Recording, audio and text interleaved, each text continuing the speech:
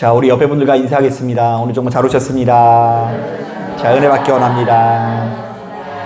예, 감사합니다. 제가 이제 오늘 새벽 예배를 인도하기 전에 날씨가 좀 선선해진 느낌이 든 것 같아서, 야, 여러분 오늘 이제 드디어 가을이 온 것 같습니다, 이렇게 얘기를 했는데 그놈의 입이 방정이지. 아니, 오늘 왜 이렇게 더워요, 진짜. 오늘 너무 더워가지고 고생 많이 하신 것 같은데요. 비록 날씨는 덥지만 하나님께서 여러분들의 마음을, 여러분들의 심령을 시원케 하는 역사를 누리시게 되시기를 주님의 이름으로 축복합니다. 자, 오늘 우리가 읽은 이 본문을 보면 이스라엘 온 백성이 이제부터 율법을 철저히 준수하겠다라는 맹세를 하는 장면이 나오는데요. 자, 겉으로 볼 때 이게 너무 장황하게 느껴져서 무슨 얘기인지 모를 수 있는데요. 자, 이것을 요약하자면 크게 세 가지로 요약할 수 있을 것 같습니다. 자, 먼저 첫째, 하나님, 이제부터 우리는 이방인들과 확실히 절교하고 우리들의 자녀들을 그들과 혼인시키지 않겠습니다. 자, 이게 첫 번째고요. 두 번째로는 하나님, 이제부터 우리는 안식일을 범하지 아니할 뿐더러 그날을 거룩하게 지키기 위해서 노력하겠습니다. 이게 두 번째고요. 세 번째로는 하나님, 이제부터 우리는 11조 생활을 철저히 하고 하나님의 전에 어려움은 없는지 수시로 돌아보겠습니다 라는 이 맹세를 하고 있는 거예요. 자, 그런데 저는 이 본문을 묵상하다가 이 내용을 읽고 깜짝 놀랐는데요. 자, 왜냐하면 이 본문에 담겨져 있는 내용들이 오늘날 우리들이 가지고 있는 정서와 크게 다르지 않다고 느껴졌기 때문입니다. 사실 오늘날 우리들도 비슷한 사고를 할 때가 참 많이 있지 않습니까? 자, 엄연히 따졌을 때 우리들도 신앙이라고 한다면 세상 사람들과의 모임을 어떻게 해야 된다고 생각을 하죠? 네, 끊어내야 된다고 생각을 하고요. 또한 우리가 예수 믿기 때문에 주의를 철저히 성수해야 할 뿐더러 11조 생활을 철저히 해야 된다라는 어떤 그런 의식을 가지고 있죠. 그래서 만약 우리가 이러한 덕목들을 충실히 이행하지 않는다고 한다면 왠지 모르게 위축되는 것이 사실이고요. 더 나아가서는 우리 하나님께 면목 없어 하시는 분들도 상당히 많이 있습니다. 자, 말씀을 준비하다가 곰곰이 생각해 보았더니 이제 저도 역시 그랬던 것 같은데요. 자, 특히 이 신학교에 입학을 하면서 그 동창들과의 모임을 가는 것이 왜 이렇게 꺼려지는지, 자, 그래서 그런 모임들을 제가 이제 스스로 좀 일체 피했던 것 같습니다. 자, 왜냐하면요, 아무래도요, 여러분 세상 친구들은 모이면 주로 뭐 해요? 좀 술 마시지 않나요? 그런데 이제 제가 이제 어디 가서 그 술 먹는 모임이 불편해서 못 갔다 그러니까, 몰래 마시지 그랬냐고 뭐 그렇게 말씀하시는 분이 있는데, 이제 제가 이제 그 체질이 좀 안 맞는 것도 있어요. 조금이라도 그냥 알코올이 좀 들어가기만 하면 그게 분해가 안 돼서 얼굴이 막 터지듯이 빨개지기도 하고요. 지금 말씀 전하다가 알코올 얘기를 하니까 약간 머리가 띵해요. 약간 오늘 지금 제가 취하게 생겼어요. 그럴 정도로 거기에 체질이 좀 안 맞아가지고 이렇게 입에 잘 못 닿는 그런 성질이 있거든요. 그런데 이제 그 체질 문제가 아니라 제 안에 있는 어떤 신앙의 어떤 그런 것들이 저로 하여금 이렇게 그런 세상 모임을 가면 안 된다라는 그런 작고 그런 의식 같은 게 있어서 그런 이 어렸을 때 친하게 지냈던 친구들과의 모임이 좀 굉장히 지금 와서는 좀 끊어졌던 것 같아요. 이게 왜 저에겐 특별한 일이냐면요. 보통 외아들은 형제가 없으니까 친구들을 굉장히 많이 의지하거든요.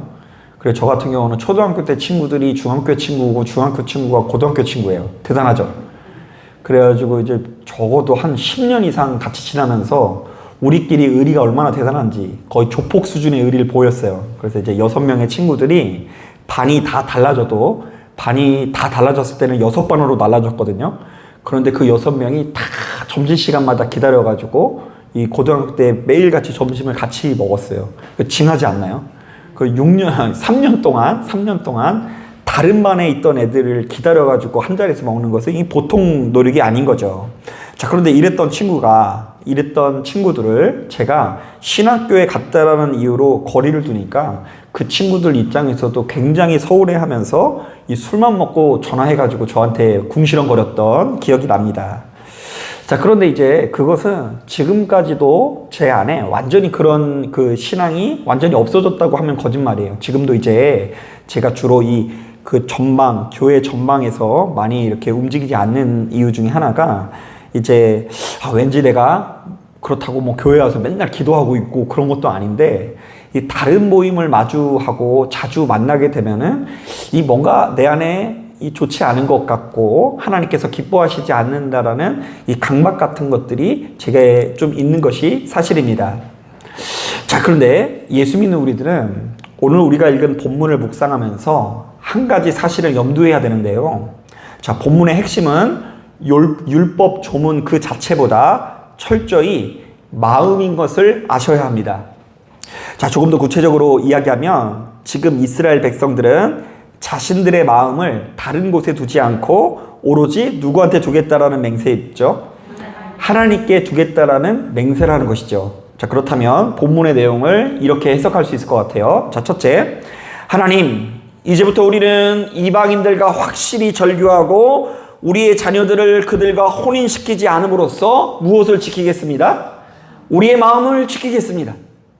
하나님, 이제부터 우리는 안식일과 성일에는 장사하지 않을 뿐더러 그날을 철저히 지킴으로써 우리의 마음을 지키겠습니다. 하나님, 이제부터 우리는 11조 생활을 철저히 하고 하나님의 전에 어려움은 없는지 돌아봄으로써 우리 마음을 지키겠습니다. 자, 실제로 성경에는 이와 비슷한 메시지가 수시로 나오는데요. 특히 율법에 관한 조언을 하면서 하나님과의 관계를 조언하면서 항시 이런 수식어가 들어갑니다. 너희는 마음을 다하고 뜻을 다하라. 너희는 마음을 다하고 뜻을 다하여 율법을 준수하라. 너희는 마음을 다하고 뜻을 다하여 하나님을 사랑하라. 너희는 마음을 다하여 뜻을 다하여 하나님께 돌아오라. 자, 그러니까 성도된 우리들은 하나님과 관계를 맺을 때 제일 먼저 뭘 해야 된다고요? 무엇을 드릴 수 있어야 된다고요? 마음을 드릴 수 있어야 된다라는 이야기를 하는 거예요. 또한 결정적으로 로마서 2장을 보면 자, 이런 메시지가 담겨져 있어요. 사도 바울이 이 구약 성경의 박사였는데요. 이 사도 바울이 구약 성경을 묵상하는 가운데 성령께서 깨달음을 주셔서 로마서 2장을 보면 이런 기록을 남겨요. 한번 들어보세요. 무릇 표면적 유대인이 유대인이 아니요 표면적 육신의 할례가 아니니라.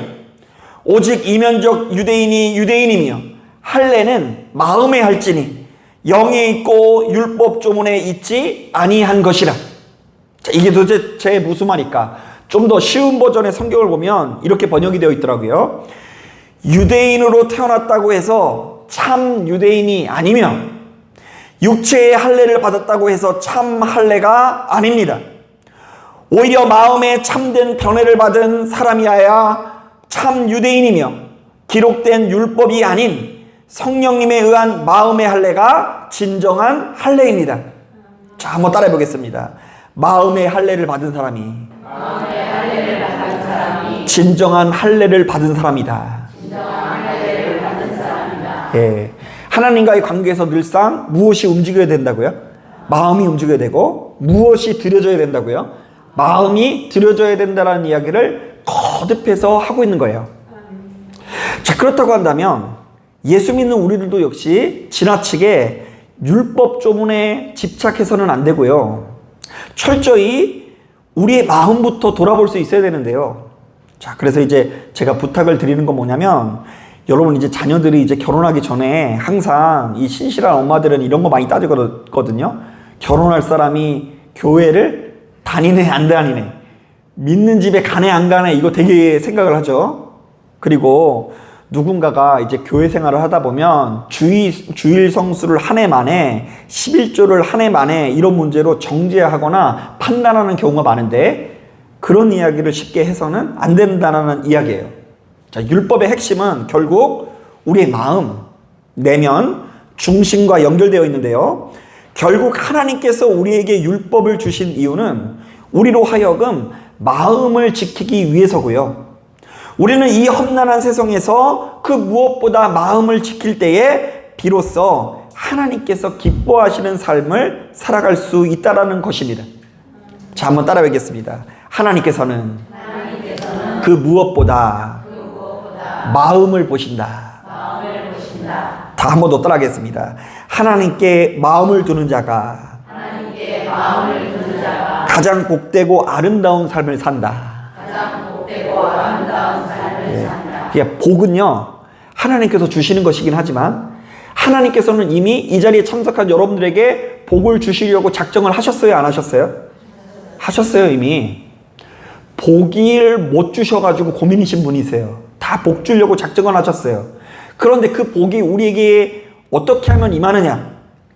우리가 하나님께 마음을 둘 때, 하나님께서 우리 인생의 가장 소중한 보물일 때에 그 복을 받을 수 있다는 거예요.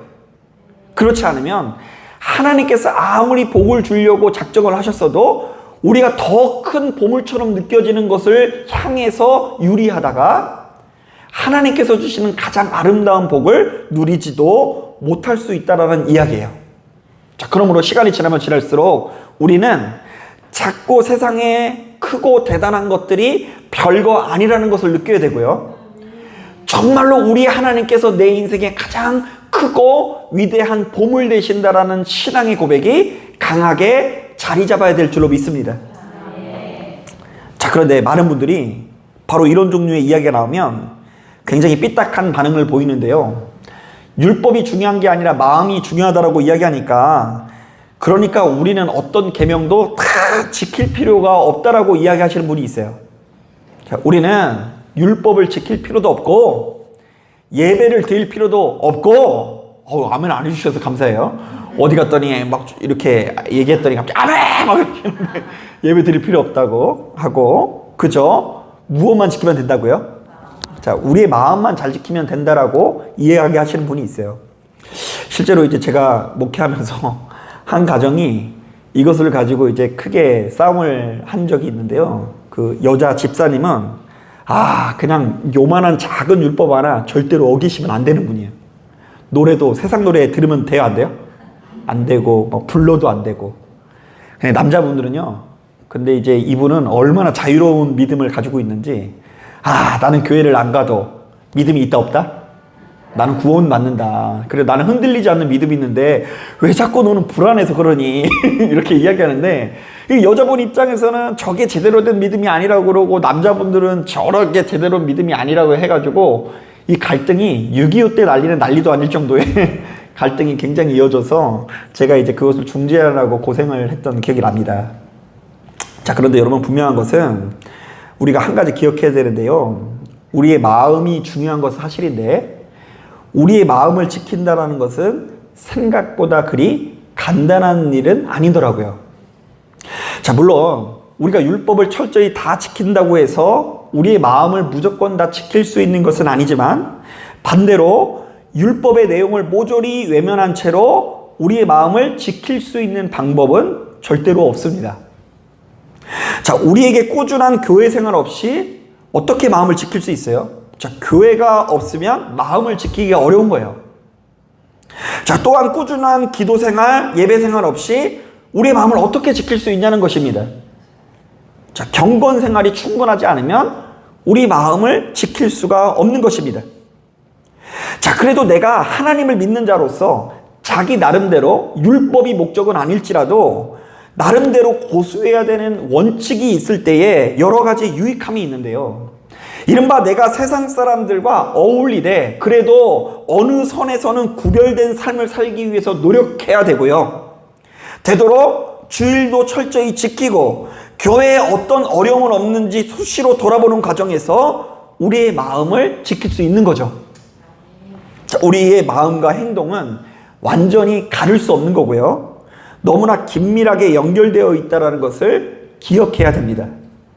자, 그러니까 우리의 행동을 들이면 그 안에 믿음이 생기기도 하고요. 우리가 믿음으로 살면 그 믿음으로 사는 가운데 그에 걸맞는 행함도 나타날 수 있다는 것입니다. 자, 실제로 제가 목회하면서 보니까 많은 사람들이 그 믿음이 견고해질수록 꾸준히 예배 생활, 기도 생활, 헌금 생활, 교회 생활에 전념하게 되는데요. 왜냐하면 내가 그것을 하지 않으면 하나님께서 한 대 치실까 봐 그런 것이 아니라 우리가 하나님과 충분히 교제하지 않으면 심령에 메말라 있는 것을 느껴지기 때문입니다. 매일 꾸준히 예배 생활을 하던 사람들은 꾸준히 예배 생활이 지켜지지 않을 때 뭔가 건조해지는 것을 느낄 수는 있어요.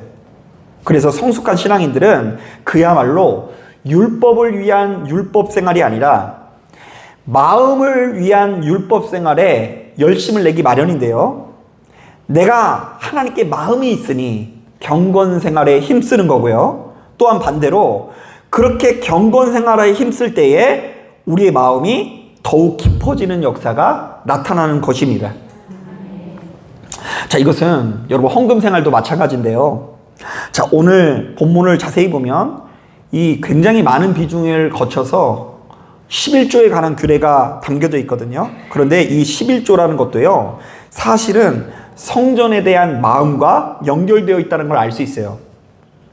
여러분, 엄밀히 따졌을 때 여러분 잘 아셔야 돼요. 우리가 11조를 철저히 낸다고 해서 다 부자가 되는 것도 아니고요.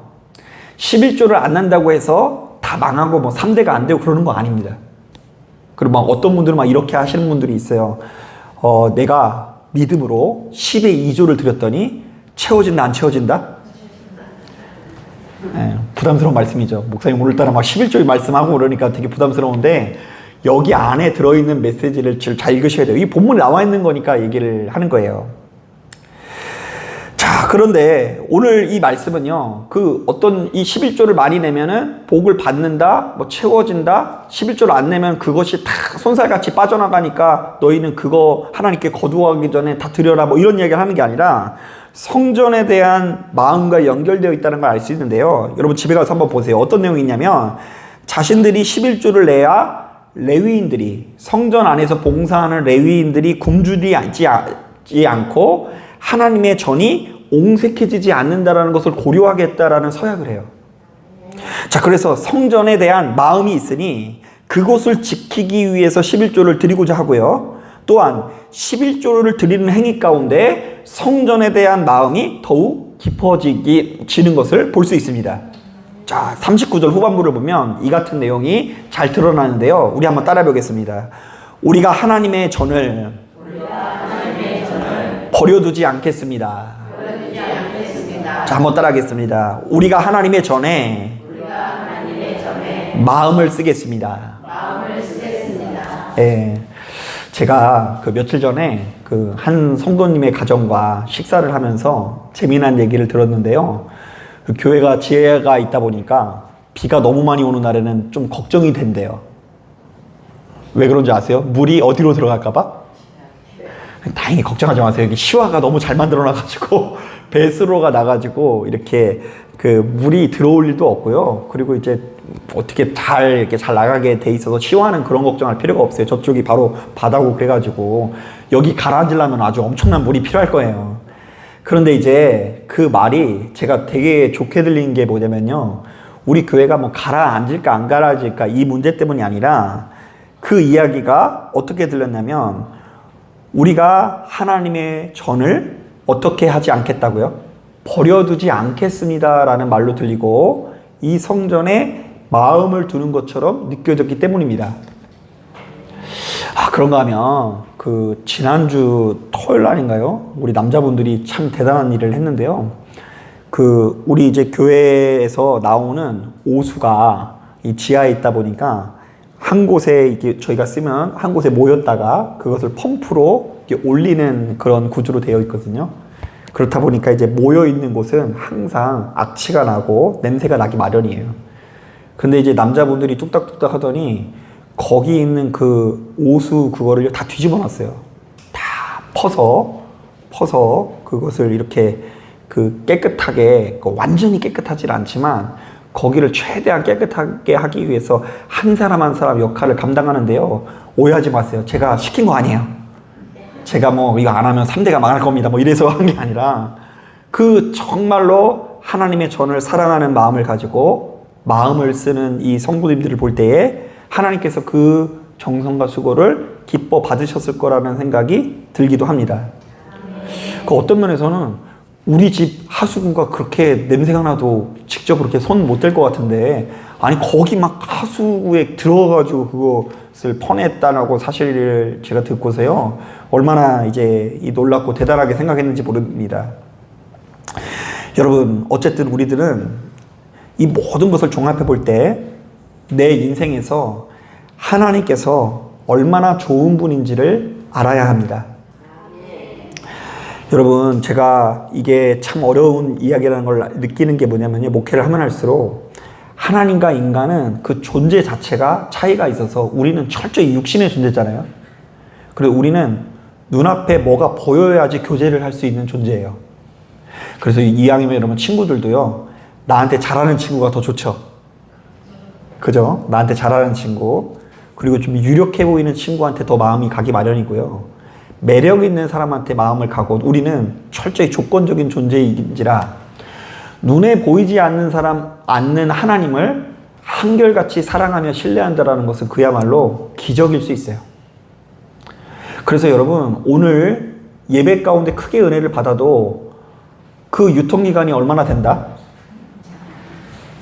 하루면 다행이고요. 이 돌아가면서 오늘 목사님 무슨 말씀 했더라? 이거를 잃어버리면서 이렇게 희미해질 수 있는 게 우리들의 신앙이에요. 여러분, 그럼에도 불구하고 우리가 하나님을 정말로 마음을 다하여 뜻을 다하여 소중히 여기고 사랑하기 위해서는 일단 어떠한 방법에서든 하나님께서 얼마나 좋은 분인지를 알아야 되고요. 또한 그분께서 나를 얼마나 아끼고 사랑하시는지, 그리고 내가 그분을 믿고 의지하는 것 자체가 얼마나 복되고 행복한 일인지를 하루속히 알아야 되는데요. 자, 바로 그때에 우리는 바람에 나는 겨처럼 날아다니지 않고요, 우리의 마음을 끝까지 지킬 수 있는 것입니다. 그래서 의외로 여러분, 평생 교회 안에서 기도하는 사람이었어요. 그런데 교회 안에서 기도를 했지만 내가 항상 바라고 뜻하는 것이 돈이었던 사람은 생각보다 쉽게 하나님을 사랑하지 못해요. 실망하는 경우가 되게 많아요. 왜냐? 인간의 욕심은 끝도 없기 때문에 하나님께서 적당히 먹고 주셔도 별로 감사하지 않는다니까요. 그런데 의외로 세상에서 허랑방탕하게 살던 사람들 중에 다 뒤집어진 다음에 이제 누구 믿는 게 최고다? 네, 그래서 여러분, 그 노래 아세요? 천부여 의지 없어서 뭐 들고 옵니다?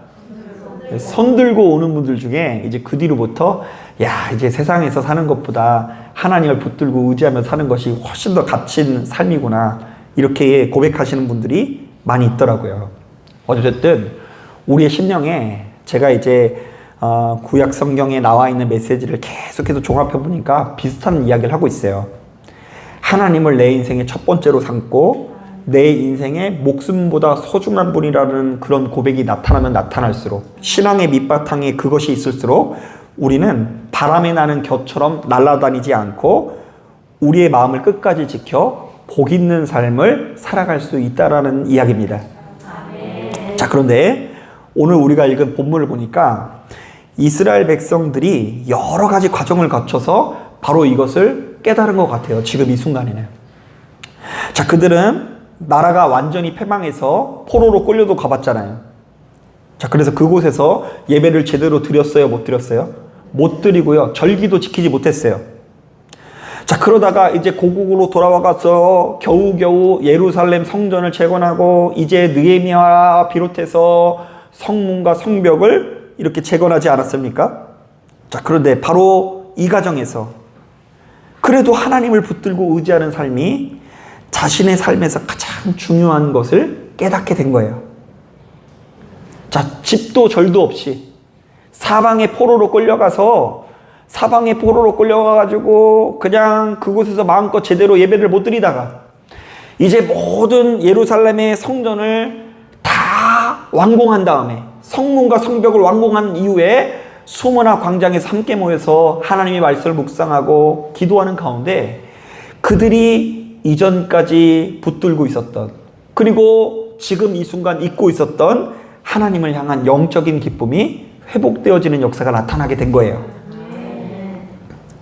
그래서 이것이 너무나 감격스러워서 이 사람들이 가지고 있는 은혜가 꺼지지 않고 눈물을 흘리며 회개하면서 지난 역사를 돌아보면서 내가 이제는 오로지 하나님께 충성하는 삶을 살겠습니다 라고 고백을 하고요. 지난 시간 말씀을 보니까 백성들의 지도자들은 오로지 하나님께 충성하겠다는 서약을 했을까요? 안 했을까요? 해가지고 막 임봉하고 막 임봉하는 장면이 있어요.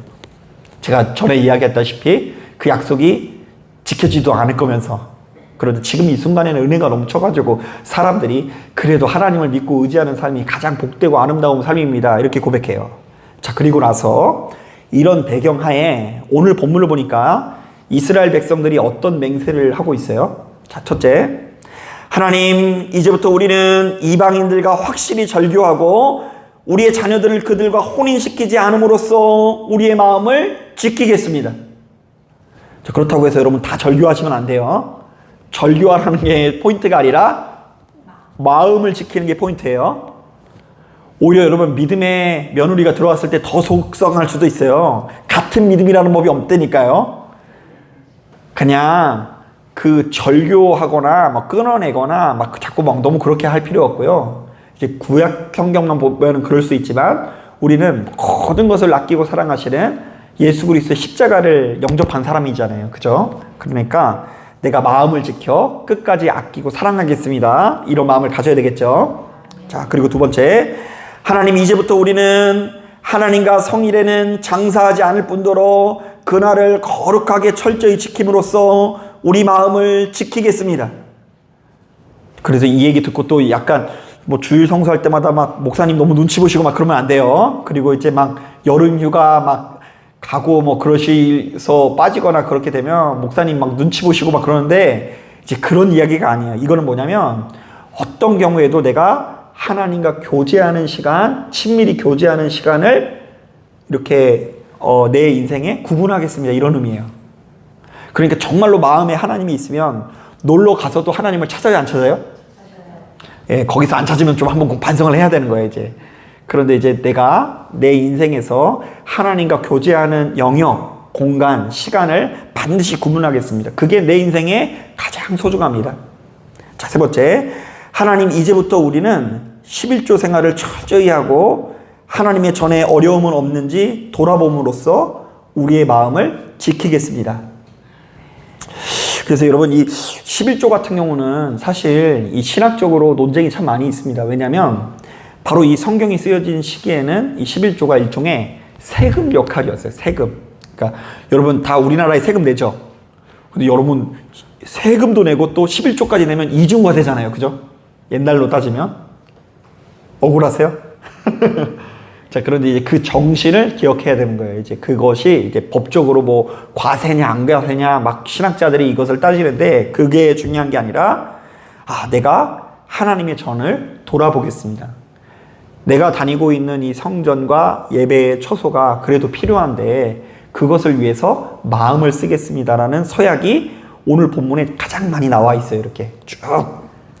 여러분, 그러니까 이 말씀에 귀를 기울이시고 삶의 전 영역에 걸쳐서 일단은 하나님 앞에 마음을 쓰는 사람이 되어야 될 줄로 믿습니다. 가만히 보면 여러분, 우리 마음에 첫 번째가 무엇이냐에 따라서 다 그 삶의 방식이 달라져요. 여러분, 보통 이 아내분들이 여자분들이 제일 좋아하는 게 신랑이 아니라 그 아들, 딸들이라면서요. 그죠? 다 남의 얘기들이라 모르실 거예요. 그래서 이제 자녀가 왔을 때 반찬과 남편만 있을 때의 반찬이 다르다라는 이야기를 들은 적도 있어요. 그래서 저희만 해도 그런 것 같아요. 사모님이 저만 있을 때하고 또 애들이 있을 때하고 반찬이 좀 다르더라고요. 네. 여러분, 그런 것처럼 내 인생에 하나님을 가장 소중하게 여기고 크게 여기는 것이 정립되고 정착되는 것이 의인이에요. 예, 그것이 옛날에는 꼭 예루살렘 성전에 가야지만 했기 때문에 어려웠다고 한다면 지금 이 시대는 보혜사 성령님께서 함께 해주시사 어디에서든 여러분들의 이름이 여러분들이 주님의 이름을 부르면 주께서 응답을 하신다 안 하신다? 하시니까 훨씬 더 유리한 시대가 열렸어요. 그러니까 이 말씀을 듣고 오늘 수요일 날 예배 드렸으니 숙제 끝났다 이렇게 하시면 안 돼요. 돌아가면서 또 시작하는 거예요. 이제 내가 이제는 내가 한 사람의 성전이고 교회고 하나님을 사랑하는 초소이구나.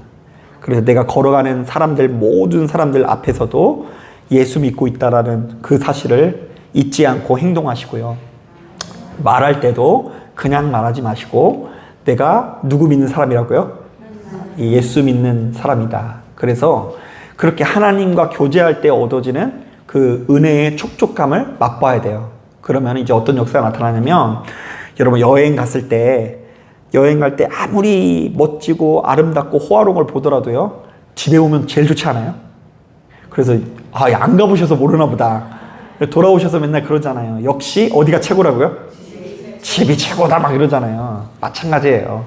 우리가 하나님께 마음을 두면 세상에 이곳저곳 여러 가지 즐거움을 느끼다가도 역시 오늘 예배드리고 나니까 뭔가 이렇게 채워지지 않는 이 마지막 퍼즐이 완성되는 것 같다. 이런 고백들이 이제 우리들에게 나오게 될 줄로 믿습니다. 그래서 우리 박향옥 집사님 벌써 눈빛이 그렇잖아요. 눈빛이 벌써 역시 교회 와서 예배드리는 게 이렇게 좋구나. 벌써 내 마음이 뭔가 기쁨으로 나아가고 있구나. 사람의 영이 존재여서 분명히 알게 될 텐데요. 하나님을 사랑하고 하나님을 첫 번째로 여기는 것이 여러분들의 인생에 전인격적으로 자리 잡게 되시기를 주님의 이름으로 축복합니다. 자, 기도하겠습니다.